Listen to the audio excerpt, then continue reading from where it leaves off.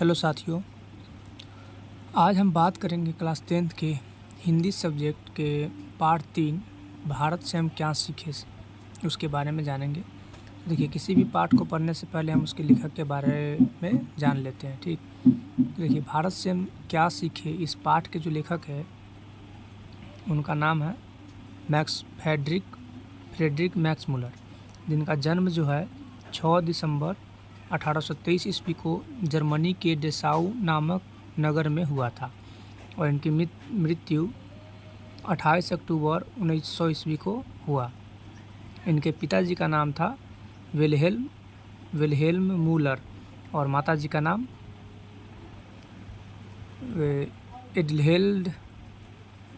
एडेलहेल्ड Müller. ठीक है,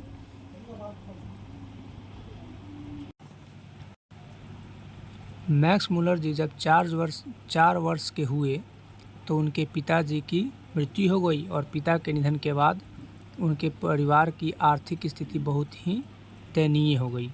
ठीक, लेकिन फिर भी क्या हुआ, मैक्स मुलर की शिक्षा बाधित नहीं हुई, फिर भी वो पढ़ने में लगनशील रहे और बचपन से ही वे संगीत के अतिरिक्त ग्रीक और लैटिन भाषा में निपुण हो गए थे। बचपन से ही क्या थे, संगीत के अतिरिक्त क्या हुए, ग्रीक और लैटिन भाषा में निपुण हो गए थे और तथा लैटिन में कविताएं भी लिखने लगे थे। बताइए, बचपन से ही।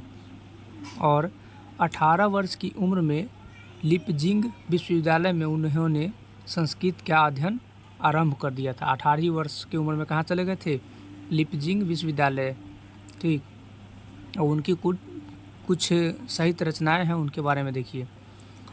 तो एक है हितोपदेश, जो कि 1841 ईस्वी में उन्होंने हितोपदेश का जर्मन भाषा में अनुवाद प्रकाशित करवाया था और कठ और केन आदि उपन्यासों का भी जर्मन भाषा में अनुवाद प्रस्तुत किया था। तो प्रश्न बनेगा, हितोपदेश का जर्मन भाषा में अनुवाद किसने करवाया, तो मैक्स मुलर ने।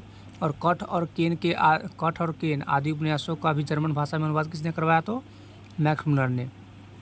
आगे है, मेघदूत महाकाव्य का भी जर्मन पद में अनुवाद कर यश का भी काम किया था। अब मेघदूत का भी क्या किए थे, महाकाव्य जो है मेघदूत, उसका भी जर्मन पद में अनुवाद कर दिए थे और उसके लिए यश का काम किया था। ठीक, आगे है, अब जानते हैं पाठ का सारांश के बारे में। ठीक, तो ये जो भारत से हम क्या सीखे, यह एक भाषण है। ठीक है,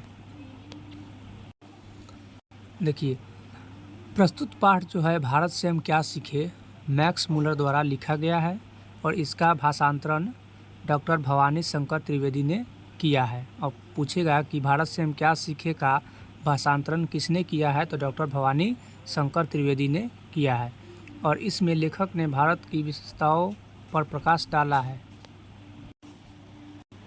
आगे देखिए, लेखक का मानना है कि संसार में भारत एक ऐसा देश है जो सर्वाधिक संपदा प्राकृतिक सौंदर्य से क्या है, परिपूर्ण है। देखिए, पूरे संसार में जितने भी देश हैं उस सारे देशों में अगर सभी कुछ से संपदा मतलब सभी कुछ से परिपूर्ण अगर कोई देश है तो कौन है, हमारा देश भारत है। और भूमि पर स्वर्ग की झलक यही देखने को मिलती है, कहाँ, भारत में। और प्लेटो तथा कांट जैसे दार्शनिकों ने भी भारत के महत्व को स्वीकार किया है। प्लेटो एक क्या है, बड़े बड़े दार्शनिक थे और कांट ये क्या है, भारत के महत्व को स्वीकार किया है। और लेखक के अनुसार सच्चे भारत का दर्शन गाँव में ही संभव है, न कि कलकत्ता मुंबई जैसे शहरों में। प्रश्न बनेगा कि सच्चे भारत का दर्शन कहाँ हो सकता है, मुंबई में, कलकत्ता में, बम्बई में, ये सब पूछेगा और लिख देगा ऑप्शन गाँव में। तो कहाँ होगा सच्चे भारत का दर्शन, गाँव में।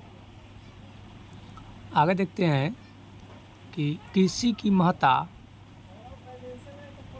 यहाँ क्या है, कृषि की महत्ता है और यहाँ तपस्वियों की साधना भूमि और जन्मभूमि कर्मभूमि रही है, कौन, भारत।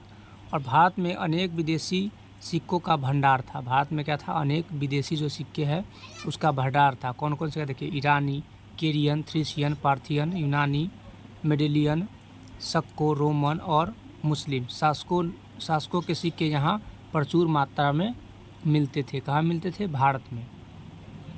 आगे है, विधि शास्त्र, धर्मशास्त्र और राजनीतिक शास्त्र की जड़ें भी कहाँ है, भारत में ही है। विधि शास्त्र और धर्मशास्त्र और राजनीतिक शास्त्र, इसका जड़ जो है कहाँ से उत्पन्न हुआ है, तो ये भारत से ही उत्पत्ति इसकी हुई है। और भारतीय वांग्मय और संस्कृत की महानता को सभी विदेशी स्वीकार करते हैं। क्या है, भारत की संस्कृति और यहाँ के वांग्मय की महत्ता को कौन स्वीकार करता है, सभी विदेशी स्वीकार करते हैं। और संस्कृत का संबंध लैटिन से भी है। संस्कृत जो है क्या है, उसका संबंध लैटिन से भी है। और इस प्रकार संस्कृत लैटिन ग्रीक इस प्रकार क्या है, संस्कृत लैटिन ग्रीक तीनों भाषाओं एक ही उद्गम स्थल की है। और हिंदू ग्रीक आदि जातियों में भी अनेकता के बावजूद एकता के बीज छुपे हुए हैं। हमारे देश में क्या है, अनेक जातियाँ भी रहते हैं, फिर भी क्या है, सबके अंदर एकता का एक बीज क्या है, छुपे हुए हैं। और भारत विद्या योग धर्म दर्शन का उद्गम स्थल है। भारत क्या है, भारत विद्या का और योग का और धर्म दर्शन का एक उद्गम स्थल है। और पूरे विश्व को बुद्ध ने अपने विचारों से आलोकित किया था। और हम बुद्ध भगवान कहाँ के थे, वो भारत के ही थे। और पूरे विश्व को क्या किए थे, अपने विचारों से आलोकित कर लिए थे। और इस प्रकार भारतीय सभ्यता, संस्कृति, प्राकृतिक सुंदरता, भाषा और साहित्य में विशेष अभिरुचि रखने वाले के लिए भारत भ्रमण का क्या है, आवश्यक है। अब जो लोग भाषा और साहित्य में विशेष अभिरुचि रखते हैं, उनके लिए भारत का भ्रमण करना आवश्यक है। तभी क्या करेंगे, इसके लिए उनको जानकारी प्राप्त हो सकती है। जो लोग भारतीय सभ्यता को जानने के लिए इच्छुक है, संस्कृति और प्रकृति की सुंदरता को जानने के लिए इच्छुक है, भाषा साहित्य में विशेष अभिरुचि रखते हैं, उसके लिए भारत का भ्रमण करना आवश्यक है। वारेन हस्टिंगटन जब भारत का गवर्नर जनरल था, तो उसे वाराणसी के पास 172 दारिश नामक सोने के सिक्कों से भरा एक घड़ा मिला था। किसको, वारेन हस्टिंगटन जब भारत का जो गवर्नर जनरल था, तो उससे क्या होता, वाराणसी के पास 172 दारिश नामक के सोने के सिक्के से भरा एक घड़ा मिला था। ये प्रश्न बनेगा कि 172 दारिश के सोने के सिक्के किसको मिला था। और आगे है, वारेन हस्टिंगटन ने अपने मालिक ईस्ट इंडिया कंपनी को निदेशक मंडल की सेवा में भिजवा दिया था। और कंपनी के निदेशक ने उन सोने के सिक्कों के महत्व को नहीं समझ पाए और उन्हें उन मुद्राओं को गला डाला। अब जान ही नहीं पाया कि क्या है, सोना है। जब वारेन हस्टिंगटन इंग्लैंड लौटा तो ये मुद्राएं नष्ट हो चुकी थी। और वारेन हस्टिंगटन को इस घटना से बहुत क्या हुआ, अफसोस हुआ। अगर सर जॉन ने जब सूर्य को अरब सागर में डूबते देखा, तो उनके पीछे इंग्लैंड की मधुर स्मृतियाँ तथा उनके सामने भारत की आशा जगमगा रही थी तथा अरब सागर के सातल मंद हवा के झोंके उन्हें झुला रहे थे। और इस प्रकार सर विलियम ने कलकत्ता पहुंचने के बाद पूर्वी देश के इतिहास और साहित्य के क्षेत्र में एक से बढ़कर एक शानदार कार्य भी किए। और फिर भी यह सोचकर निराश नहीं होना चाहिए कि गंगा और सिंधु के मैदान में अब उनकी खोज के लिए कुछ भी नहीं है। अब ऐसी बात नहीं है कि ये सारा कुछ तो घूम लिए, और ये भी निराश होने की बात नहीं है कि अब सिंधु और गंगा के जो मैदान है उसमें अभी कुछ भी नहीं है खोजने के लिए, बहुत सारा है।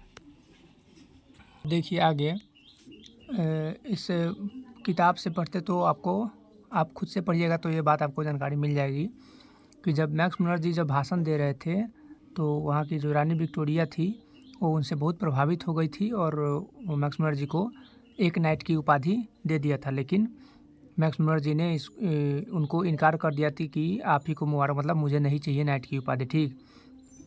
और प्रश्न बनेगा कि किनके द्वारा विक्टोरिया द्वारा किसको नाइट की उपाधि दी गई थी, तो मैक्स मुलर को। और एक और है कि प्रश्न बनता है कि मैक्स मुलर को वेदांतियों का वेदांत किसने कहा था, तो मैक्स मुलर जी को वेदांतियों का वेदांत स्वामी विवेकानंद जी ने कहा था। और आगे हम ऐसी ही वीडियो लाते रहेंगे। और आप मेरे चैनल को सब्सक्राइब करें, लाइक करें एंड शेयर करें।